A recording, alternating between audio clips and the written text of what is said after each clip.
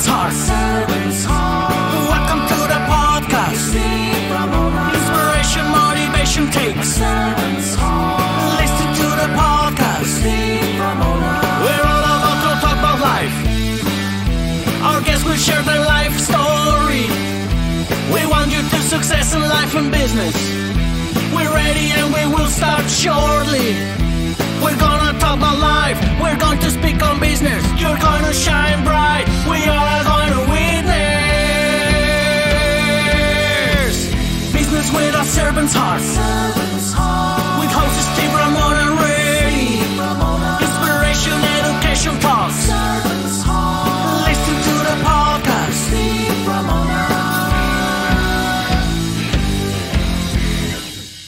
One.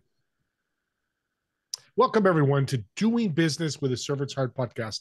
I'm your host, Steve Ramona. I'm extremely thrilled you have joined us today. This show is dedicated to teaching you and giving you the idea of doing business and living life with a servant's heart that gives you a purpose so you can truly make a difference.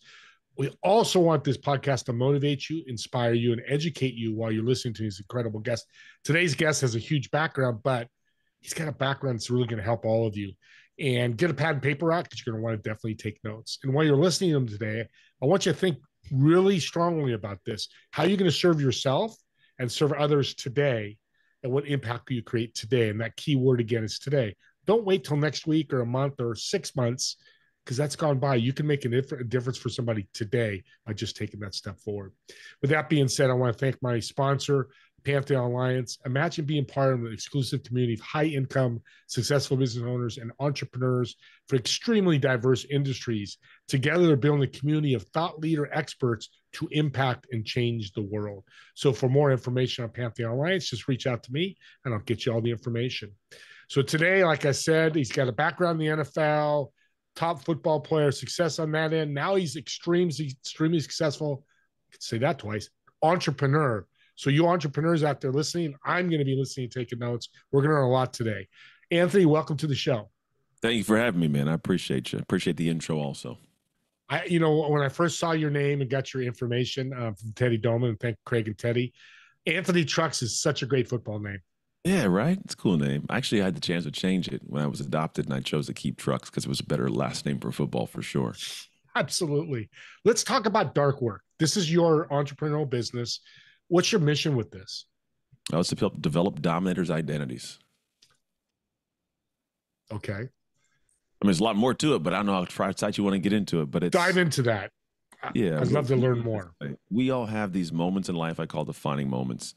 And we want to show up to those moments with the best skill set, but also the most internal fight to be successful. And I call it a dominator's identity, which simply means to govern and control. And you don't get that feeling by doing nothing. So dark work's about the work you do in the dark that allows you to win in the light, those defining moments. And I want to teach people how to be able to show up to those moments with a mentality of I've done too much work in the dark to lose in the light. And so if you take it to the core of it, really what it is, it's work and identity. Who are you? So we optimize people's identities for peak performance in high defining moments. Identity is a missing piece in this world because of COVID and the world as is. When you help them find their identity, what's that look like? We don't find it.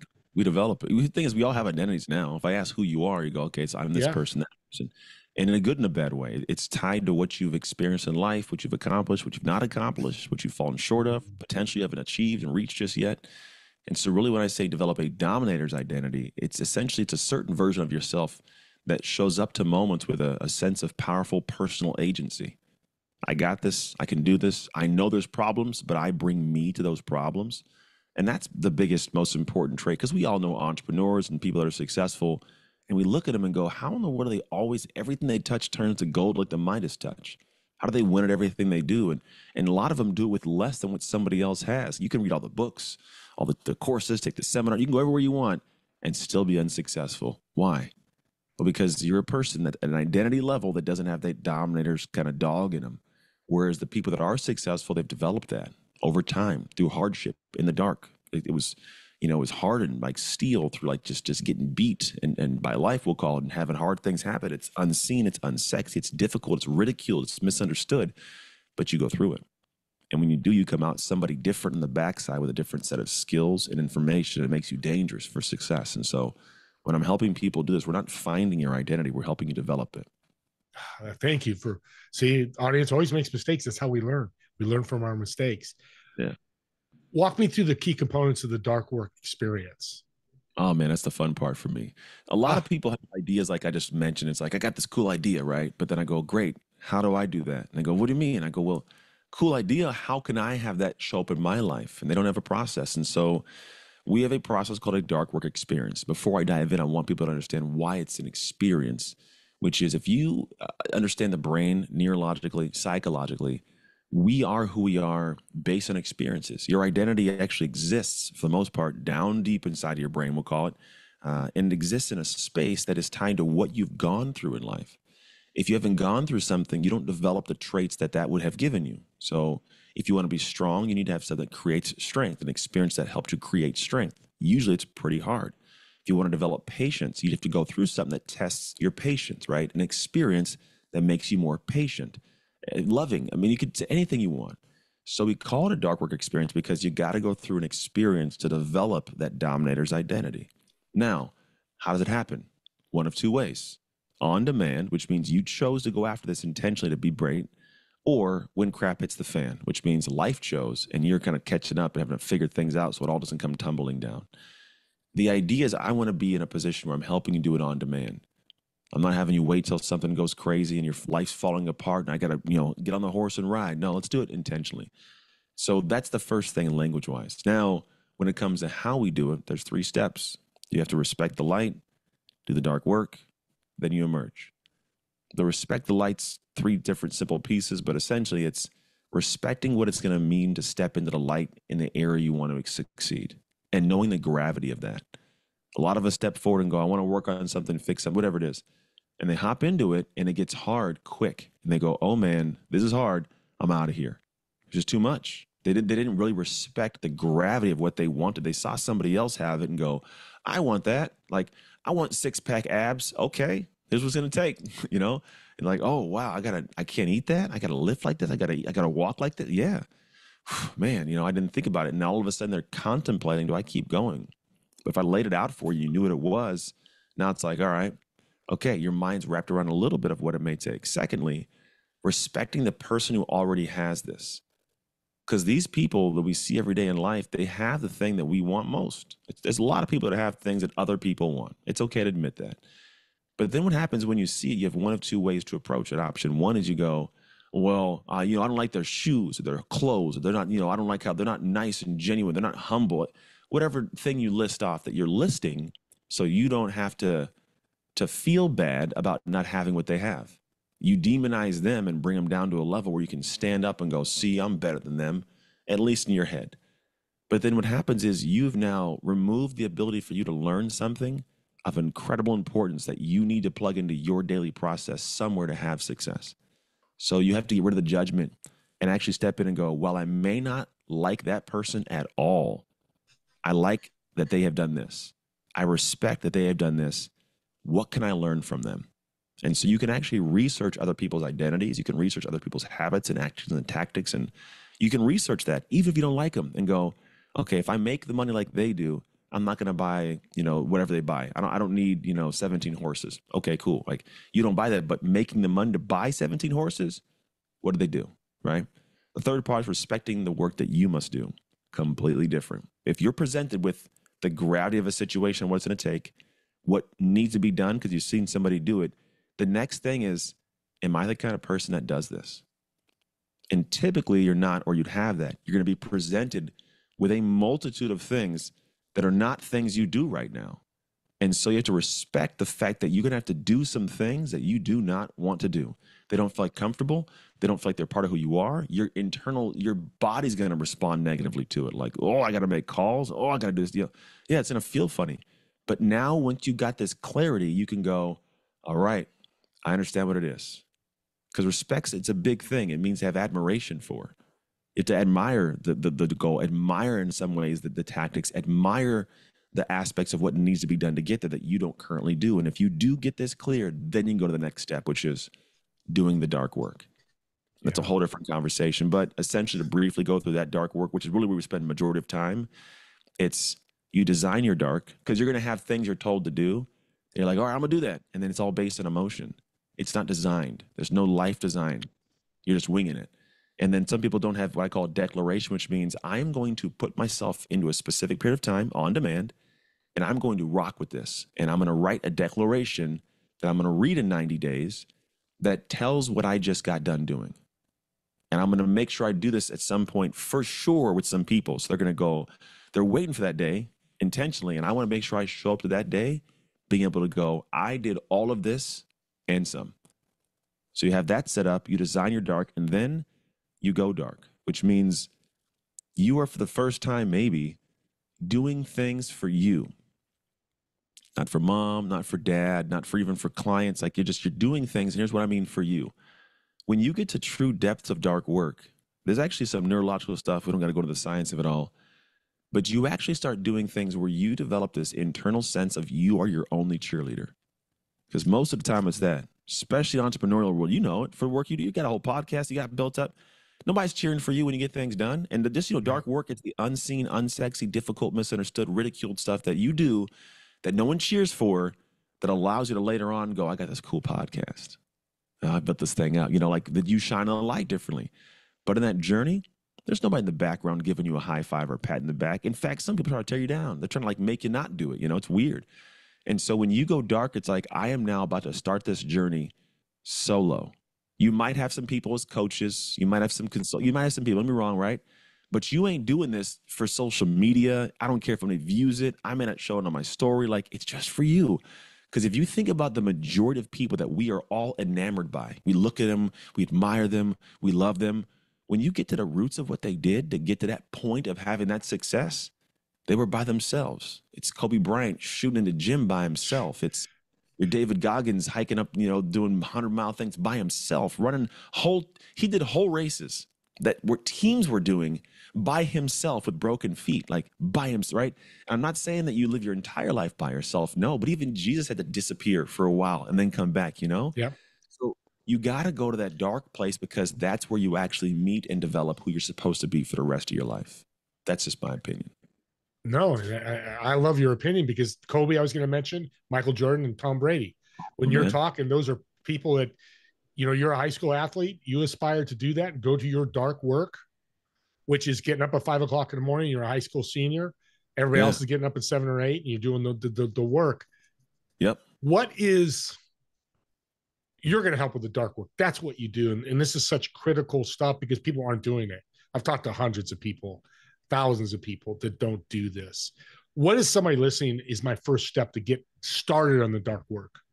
Well, the biggest thing is the first piece, because a lot of us will start doing dark work, not realizing that you're essentially building amazing, unique, new normal habits. Like there should be a new normal for how you function. And you have a normal how you function now. All of us do something. We get up every day, do our flow.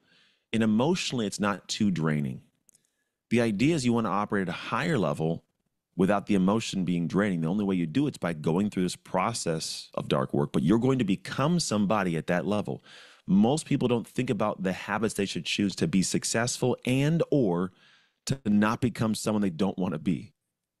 Yeah. They just start doing things. I'm going to start doing things. What are you going to do? I'm going to do what Susan does and Bob does. All right. And they start doing that stuff. And it's like, you get 5 years down and go, I don't like this. I didn't realize I didn't like Susan's life or Bob's life. You probably should have thought about that first, So what I do is I go, you really got to dig in and go, what's your work to do? What are the things that are going to get you in the right direction? Now, yes, we may have some ideas and some good stuff. That's cool. But you got to think about, is this going to present for me the outcome I desire and become who I want to desire? Because then it makes sense to do it, because there's going to be a lot of hardship on that journey. And if you second guess who you're becoming or what it's going to do for you, you will stop quick. You'll be like, man, I want to go up a different mountain. And you'll keep restarting and you'll waste years of your life not doing anything but getting the scene of the first 25% of a journey. Yeah. Your descriptions. I just going to say real quick, your descriptions about 90% of podcast hosts just using that industry. They get to, it's too hard and they quit at 10 or 20 shows and they don't realize the value and what really they're doing. Yeah. Because they didn't out first. They just started recording episodes, which, I mean, it's a start at some point, but at some point go, Why am I doing this to where on the day that I don't want to, I will get up and do it? Because that's the day that it makes or breaks. The day you don't want to do it and you don't do it, that's the death of your show. I've had days like that. You're nailing this. That's exactly my life the last 2 years of the podcast. The days I got, I have to do 5 podcasts. Oh my God. And they turn out to be the best because I did them instead of taking the decision not to do them. And you know, the other thing, Anthony, that's really making me think is when I finish a task, this is minimal, but it's big in my eyes. How I feel after I finish a task, maybe I've got to do this thing and it takes me 2 hours. Yeah. That's the feeling you're talking about. It's like, and nobody's clapping for me. I'm not getting phone calls. Hey, you just finished your emails. Hey, Anthony, you just, took that 10-mile run. I'm thanking myself with that energy rush of, wow, I completed something. Am I thinking right? You get a whole dopamine dump. Your brain loves it. And there's a lot of science behind that. But it's actually, I think Huberman found this out recently, but it's the thing that you don't want to do. It's called your anterior mid-cingulate cortex. It's a part of your brain that's like your willpower portion. And it is only built, and it's actually tied to your longevity of life. Those who can build this up live longer. But it's like it has to be something you don't want to do. Like you absolutely don't want, not something you know is hard, but you like doing it because it's hard. You have to not want to do it and still do it to build this, right? And that's the thing that people who are successful have. Like they've studied it. And so it also, if you talk about the other side of it, there's a great dopamine dump that comes in. Like you ever notice certain people you see at certain stages of their life, they're kind of nerdy, and then you see them like years later, they've built something big, they walk with their chest up. They walk into a room and the room lights up now. You go, how'd that happen? And I'm going to tell you right now, if you sat with that person, they faced so many difficult situations with nobody around that there's no way they walk into a room feeling sad about themselves or less than anymore. And so what you're talking to is 100%. Not only does your brain get a little dopamine going, hey, you got closer and you feel good, you get like that, you feel like Batman, like that sense of like pride from doing that difficult stuff in the cave. And while it sounds crazy, that's what gives me the power to go and put my workings on display. That's the mentality I talked about. I've done too much work in the dark to lose in the light. When I've gritted it out, grinded it out, ain't no way I'm failing at this right now. Like, let's go. Yeah. That's why athletes, podcasters, they have this concept of, imposter syndrome. And I studied this. I want to know where it came from and how, because I never heard of it growing up, really. Where does it come from? What's going on? And when I synthesized it down to what it was, I realized lack of preparation, lack of dark work. Because if you look at this simplistic way, I played football, right? There are times, and I can talk about personally, when I show up to games and I go, oh my gosh, I don't want to make a mistake. I don't want to make a mistake. And I was worried about not making a mistake and not doing it right and not, like making the play. And did I know what that thing was? And gosh, and then the game kicked off. I'm like, I'm waiting for the game to get over to hopefully get through and not make a mistake. That's one way some people are living life every day. Then there were games where I locked in, dude. I knew what they were doing from the moment they step on the field and they get lined up. I knew what the down and distance was. I knew what the 3 kind of plays are going to run are. I know who their go-to guy is. Dog, it wasn't like, I don't want to mess up. It was like, hey, let me loose. You had no idea what's coming, dog. Let's go, right? I was amped up to be in the game, not get the game over. And for a lot of people, the game of life they're playing, they're not preparing for it. So they're trying to get through and hope they don't make a mistake. Whereas I go, I want to accomplish something, man. I'm going to do that dark work. I'm going to prepare. I'm going to know what's going on. And when I do that, there's no imposter syndrome. I feel a sense of pity for what you're about to face when I step into the ring with you, as opposed to me being afraid of losing. Yeah. It's powerful, the bridge between sports and business. You just, in the last 5 minutes, defined it. That's it. Because that's no different than you going into that contract meeting with somebody. Yeah. Am I coming in getting the contract, or like, oh, if I say the wrong words, you're brilliant. My God, you're brilliant.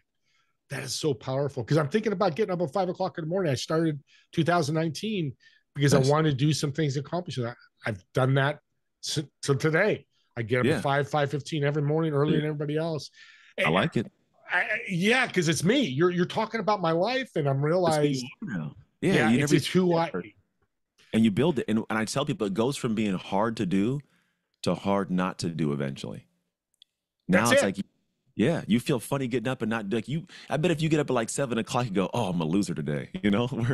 Saturdays, I do that just to sleep. And I'm like, God, you just missed out on 2 hours. You But it's know? not a bad thing. But I get back on Monday, I get up Exactly. early as that. But yeah, it's audience. I hope you're getting this because I'm trying to explain my story. Little things can be big things. Like get up at 5 o'clock in the morning, Anthony, is not really big, but for my dark work, it was huge because I could accomplish so much more. Yeah. And nobody's again texting me, hey, dude, did you get up at 5 o'clock this morning? No accountability.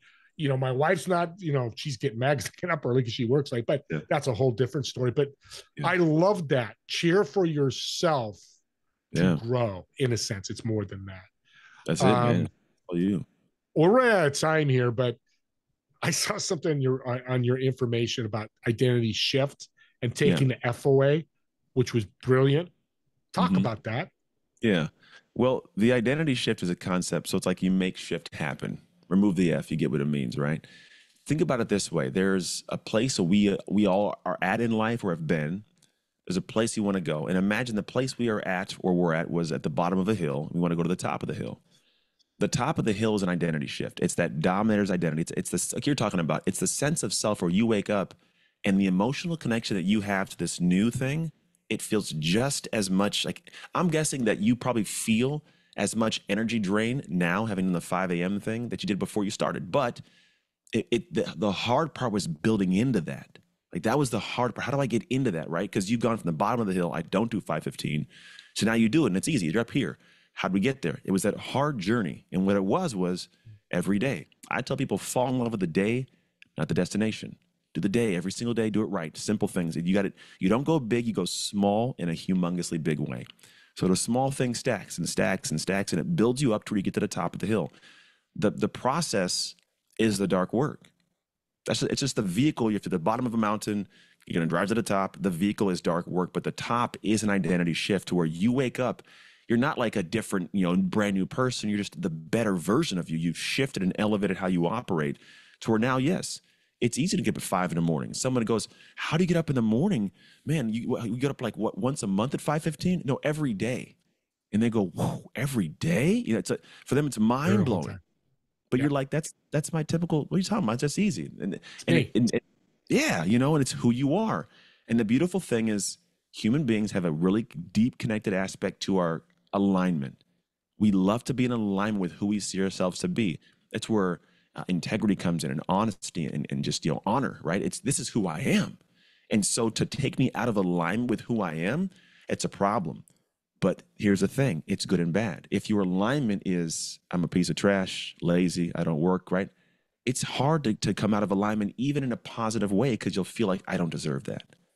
And the only way to feel like you deserve something is to earn it. You earn through actions, dark work. So the more you do, the more you come out of that funky place you see yourself, the more you step into that place where you honor yourself, respect yourself, you have integrity, and you stay aligned to that. So your actions, it's easier to stay in alignment.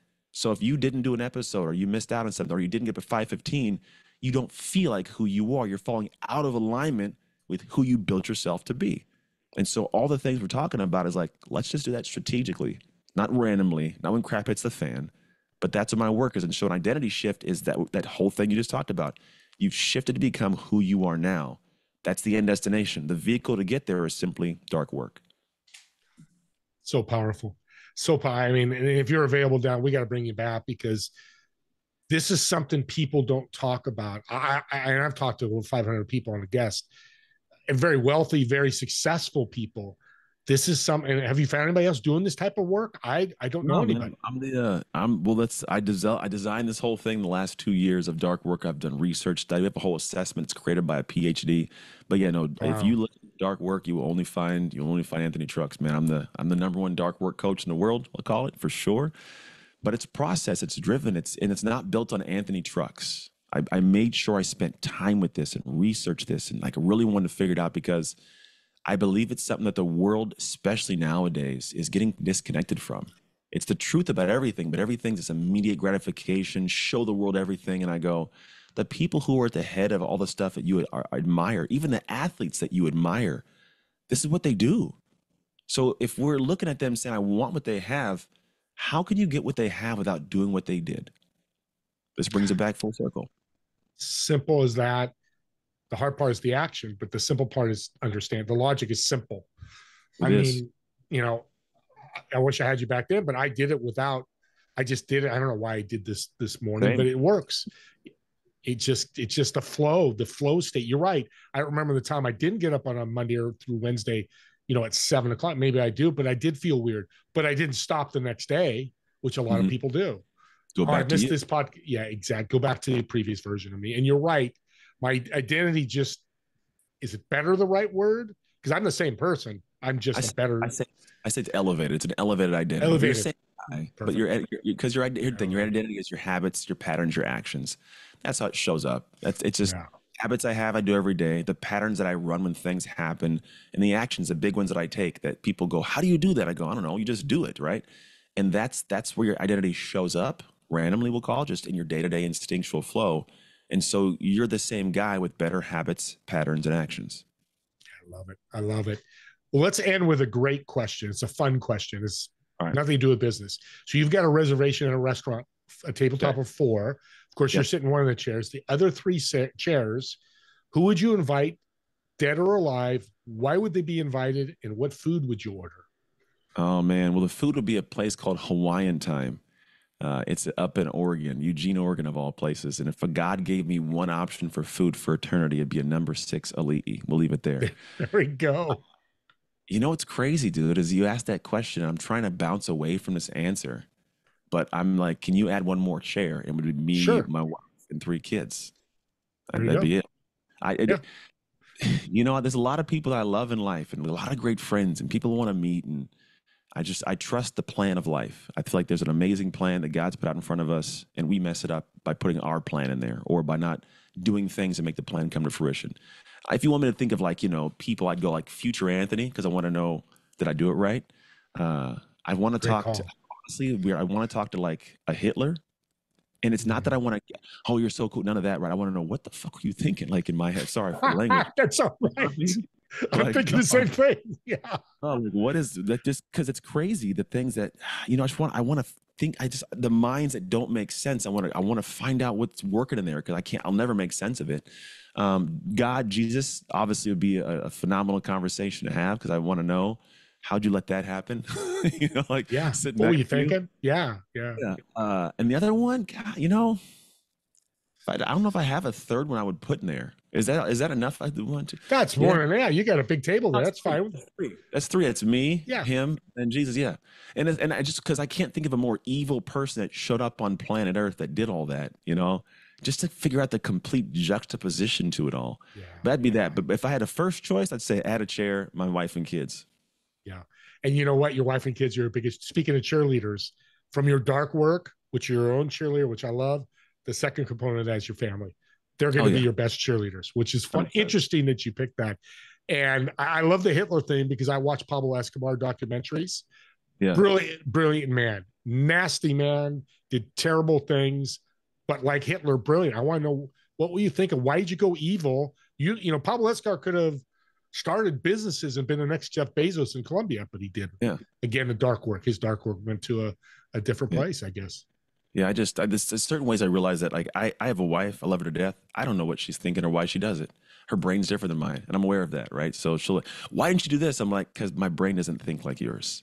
So like that one's so far off in the distance. I'm like, God, just to sit down and hear how we would talk and why it would, just whatever it is. And then, yeah, it's one of those things that my brain it's deeply curious about stuff that I can't wrap my head around 100%. And I don't know how to get that out of, the history it's drawn up, that it's from filtration of other people's thoughts as well. So that's just my 2 cents. No, it's very cool. This has been a huge blessing. Thank you very much. This is, audience, great stuff. You got to listen to this again. I'm going to pull it back up and listen, because there's so many great golden nuggets. He's got literally $1 million ideas, because it's changed my life. I'm just telling you, I don't like to talk about myself in my podcast, but that 5 o'clock in the morning has changed my life. And I told Anthony some of the great things happening. I know it works 100%. So with that being said, Anthony, how can people reach out to you, find you, and support you? If you go to darkwork.com, that's where you'll find the company. The site's just about to, we took it down, rebuilding it, and put it back up. And so it's just about to go live. But if you go there now, there'll be a little spot that says, hey, put your email in, we'll let you know when it goes live. But go to darkwork.com.